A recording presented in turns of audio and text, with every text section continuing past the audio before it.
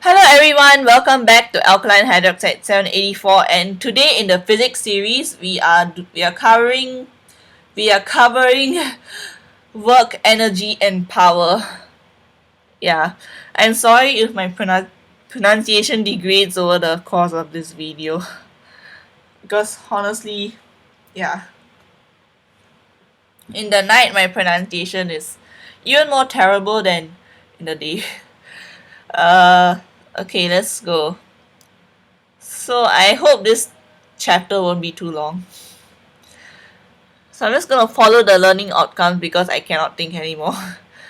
So let's go. Let's start with work. So what is work? Um, well, for work is work. We do homework. We do schoolwork. Okay, wait, no, that's the only work we do. Okay, anyway. So what is work in physical terms? Well, the work done is apparently defined is sorry is apparently defined as a force and the direction of the force, like the displacement in the direction of the force, sorry. So like let's say you have some object and you pushed it with a certain force in very horizontally in this direction for a certain distance, then the work done would be the force times that distance that you push the eraser in that particular direction. That's why it's displacement more than distance. So in equation terms, you would say W is equals to big F times S. Yeah. So that is what work is defined as, because I don't think nature told us, oh, this is what work is called, because humans come up with all of these terms, from force to energy to power to like literally everything. We came up with the name for it and we defined it. So that's just how science works, I guess. Or at least physics. Yeah, physics kind of works that way. So the next part is how to calculate the number of the work done in various situations. Okay. So if you're just pushing an object in a very straightforward direction, then yeah, this is what you do, just force times displacement. But there's other things that you can do, right? There's, for example, the spring that we mentioned last time, the Hooke's law. And in that and if you remember, I wrote down that the energy or the work done is actually the same thing kind of, is half kx square. And how do you get that? Basically the force is k times x, right? And work done is times distance, kind of. Yeah. So that would be kx square, right? Kind of.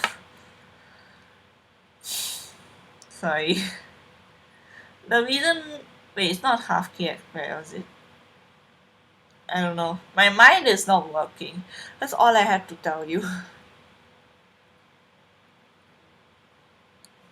So yeah, but basically the energy difference or the work done would be basically the k, the kx times the displacement again, which would be x in a way. Yeah. So that's why you get that kx square part to it. And yeah, for gas, the if you study chemistry, you would know this.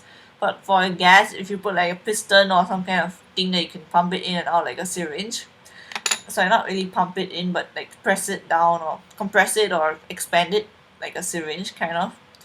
If the gas were to be expanded, it would be pushing out the piston, and therefore it's doing work onto the external pressure. But if the gas were to be compressed, it means that work is done on the gas instead. And in this scenario, how the work done would be negative in a sense, because we are looking at it in terms of work done by the gas. So if it's being compressed, the work done by the gas is actually negative because it's more of work done on the gas instead. So how do you represent that? The work done by the gas would be equal to the pressure of the gas times the change in volume of the gas. So do be aware of the change. If the change is positive, aka the gas expands, the work done is positive. If the change is negative, aka the volume decreases, the gas is compressed, then yeah, work done is negative as well. So yeah, this is really just definition and terminology. So do be very aware of it and make sure that you don't mess up or do any careless mistakes with regards to that. Okay, so next part is the examples of energy in different forms. Yeah. So let's go back to our spring because that's like the elastic potential energy of the spring, which is half kx squared. And the reason for that would be that if you have a spring and you push it in x, and according to Hooke's law, the force done on the string is kx, right? And of course, the EPE isn't the only energy that you're changing here, right? Like, if you think about it. Uh, so the energy gained by the string, if a spring, if you're compressing it, would be the work done onto the spring, right? And that would be like the force times the distance. And the distance here is x, so it just becomes kx squared. Yeah.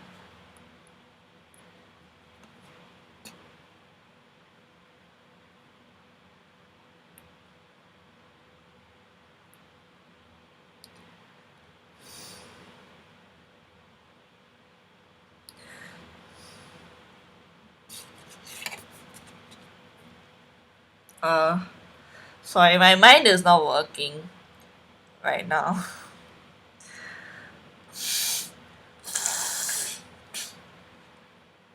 But the reason why instead of kx squared is half kx squared is because if you think about it, the compression is like, if you look at it in a very holistic way, you are compressing it from both ends of the spring.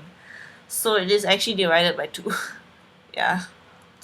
But the more legit way of getting the answer is through the thing that I showed you last week, and I don't remember what I did last week. So if I remember it, then I just write it down. Yeah. Okay, let's move on because I cannot think anymore. So the other kinds of energy include kinetic energy, which is half mv square. We all know that ek equals to half mv square. Potential energy, which depends on what kind of potential energy you're looking at. If it's gravitational potential energy, it would be mgh.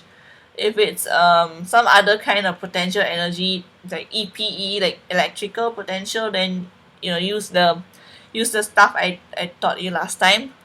um, you had the force there, right? So you just need to convert it to potential. So for electric potential, it would be the voltage thing, in a sense, the E, or the thing that has a unit of volts. And if you want to get the energy out, like from the potential, you just times that by the distance or something like that, and you get your energy. It depends on the scenario, actually. So you will get to know more about this in the topic of um what e-currents or whatever is related to it. I don't remember which topic has which thing specifically, but you get the point. Okay. Yeah.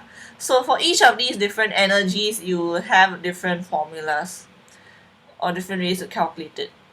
And I hope you know how all these energies really work. Okay, so now the more important thing is that energy is conserved. It is never created or destroyed, but always conserved. But once we get to realize quantum physics or nuclear physics or whatever that one yeah, I think nuclear physics, you will actually realize that it isn't really just energy per se. It's more of energy mass conservation.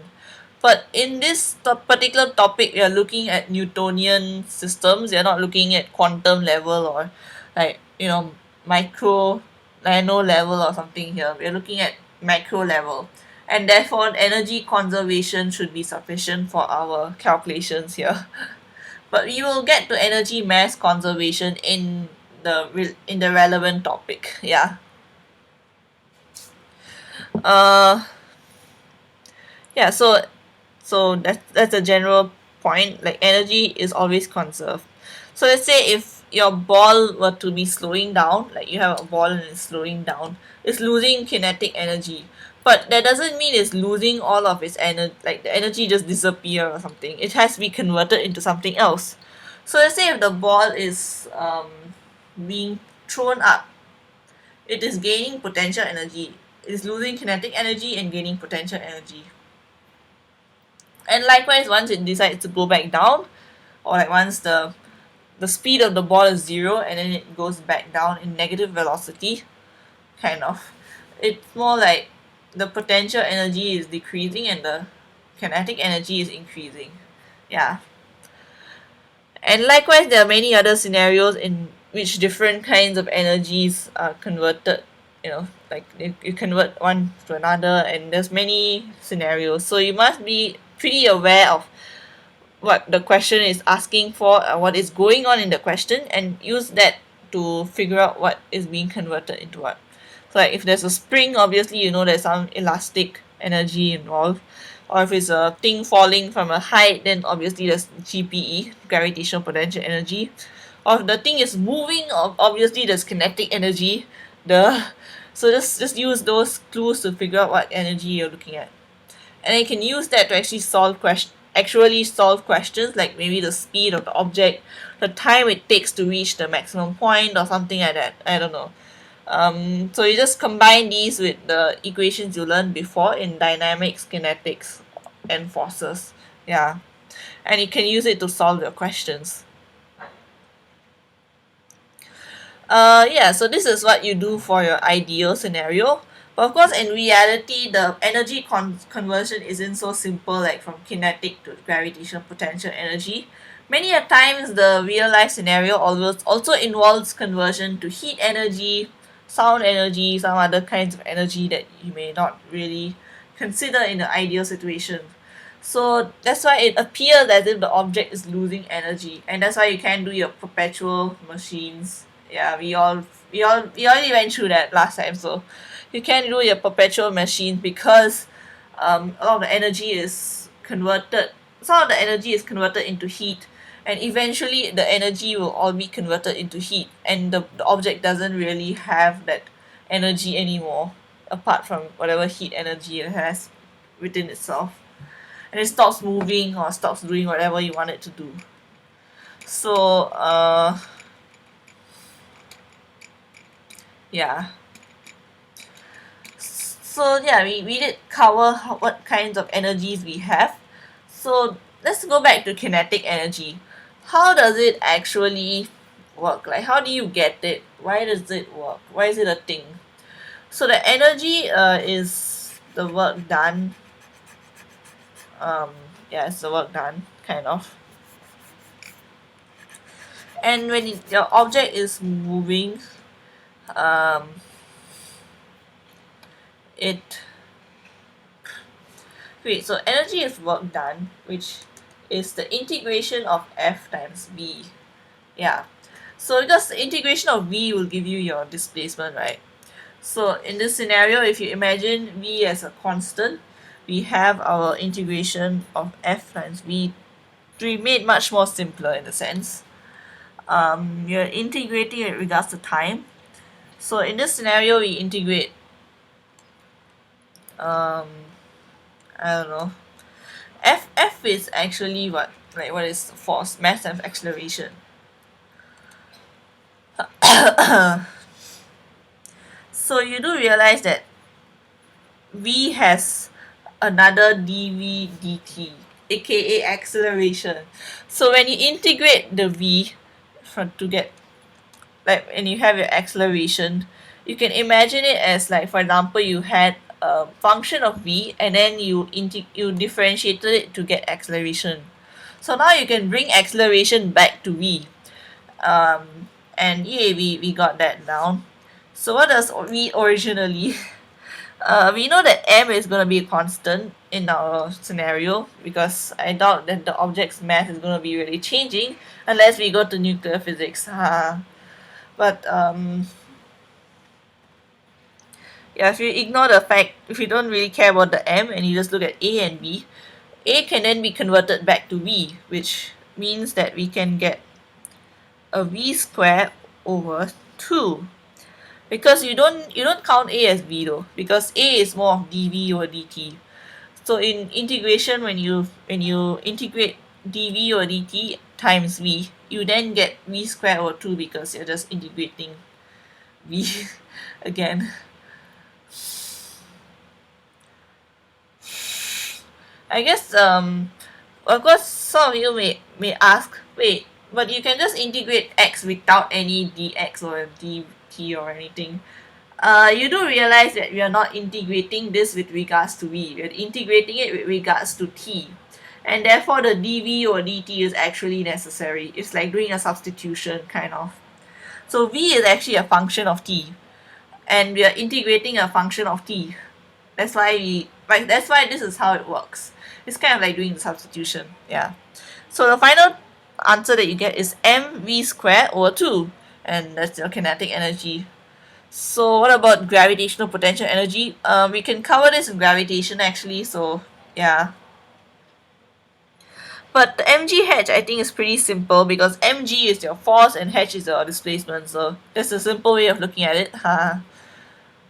Or distinguish between them. I think it's very easy to distinguish between the different kinds of energy. Gravitational potential energy is like the energy that, you know, that the object has by being a certain distance away from a body like the earth, for example. Electric potential energy would be the energy from, electricity, in the sense electric potential. And elastic potential energy would be like the Hooke's law stuff, like the energy that can be contained in a spring or in a string or in some other elastic object. So that's how you distinguish between them. If you have some actual definitions, then use them instead of whatever I just said, because that will actually be more accurate. Okay. Oh yes. Finally, we get to how to get the half k square. It's the area under the force extension graph. I forgot. Okay, I actually wrote that last time. So if you look at the force extension graph from last time, you know that straight line that has a limit of proportionality at the end. If you just ignore that part, you just look at the straight line part, and you draw a line from there, and you want to know how much work is done, because the work done is like the area under the fx graph here, kind of, for some reason, because f is kx. And the reason why is the area instead of just calculating f times x again is because we are not looking at what are we looking at? Because the displacement is, like the displacement also affects the force. So if you think about it, if it was just a singular force that has no effect on the displacement, and you have the displacement, then finding the area under it would just be like rectangular, so you just multiply. But here, since the displacement actually plays a part in the force, you had to look at it, you have to be a bit more careful on how you calculate it. And therefore you get a triangle here, not really a rectangle. And you had to do the half times f times x, which would be half kx square. That's how you get your half kx square. Thanks. And as I mentioned earlier, it's something to do with the way that the spring works, kind of, as well.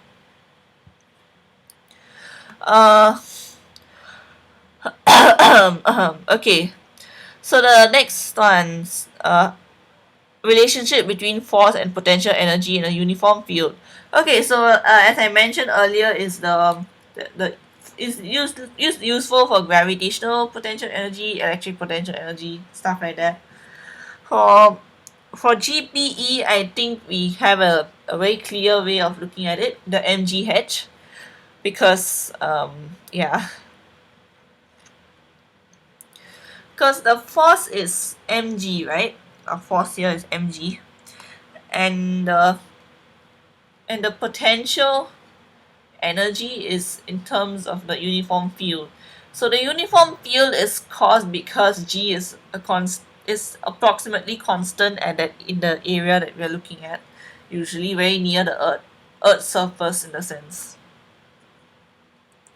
and therefore the field is uniform. And in that scenario, you can just take the potential times the distance to get a certain value. And since this is GPE, you need the mass as well. If it's electric potential energy, you use the charge instead of mass. So electric potential energy would be involving the electric potential, which is known as E, the volt thingy, and you have your D. That will give you your force. Actually, the E and D will give you your force. And to get the energy, you then need to include the Q, kind of QED. Yeah, kind of. And if you want power, you had to do QEV.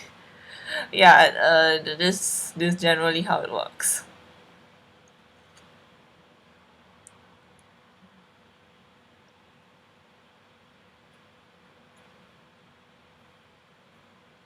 So yeah, that's how it works, I guess. So the uniform field would be usually the either magnetic field or the electric field. So if it's electric field, you just use your E. If it's magnetic field, you have to use the B. So the equations I told you last time, you can use that to find your force and then subsequently use it to find energy. We will cover that in more detail in the relevant chapters because yeah, it would make more sense there than to say it here. Relationship between, okay, so let's move on to the next one. So the definition of work done by force, we need to find the MGH. Okay, so if we want to look at a more, actually I kind of covered it already. The work done by the force, which is mg, is, in other words, force times distance. So the h is the distance, and we kind of get it. Yeah, it's pretty obvious. Uh, yeah, can just use mgh for all your GPE related questions. Okay. So last one is power. Yes. So power, what is power? It's just work done per unit time. So yes, there's nothing crazy going on here. And power is also the product of force and velocity, where velocity is when and if you have velocity is constant, you can just use it for that. Yeah.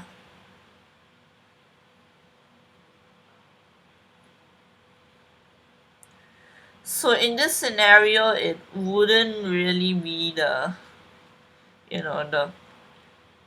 just if you were, of course we did cover earlier about the FV dt integration to get the the energy. But if you want energy over time, then in this scenario we we only get the total energy here, and we need to divide it by time again to get power. Yeah. But in a way, it can also be like the area under the FV graph. Power is kind of like the area under the FV graph. Um, yeah. So like, if, for example, if your FV graph was a triangle, you can just use the half times base times height, and you can get your power as well.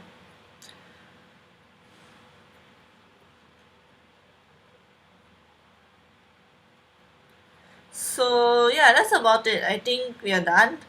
I also think I do not know what I'm saying half the time anymore. So if you found this video useful despite my uh, lack of alertness, you can press the like button and subscribe. And with that, I would like to say thank you and bye. Good luck for your A levels. Oh yes, final thing. If you would like me to give a video on preparing for the exam, before the exam, like instead of going to another episode immediately, I can do that if you want. Um, yeah, you should comment it below so that I will know what you want. If you want me to go to the next episode, I don't think I need to do it immediately now because the physics exam is usually a bit later on in November. But maybe the first week of November or something. If maybe there's like maybe I'm gonna if I'm doing like chapter 8 or some sorry chapter 6 in the first week of November. But if you want me to do a video on doing well for the physics exam instead, then I'll do that first before I move on to the next chapter. Or if you want me to just cover the chapter first, then I will do that and then do the exam preparation video at the very end. And I think that will only be useful for the J1s and not really the J2s, yeah, because you'll have finished your A levels by then. But yeah, that's my final addendum. I'm sorry. Yeah, once again, thank you and bye.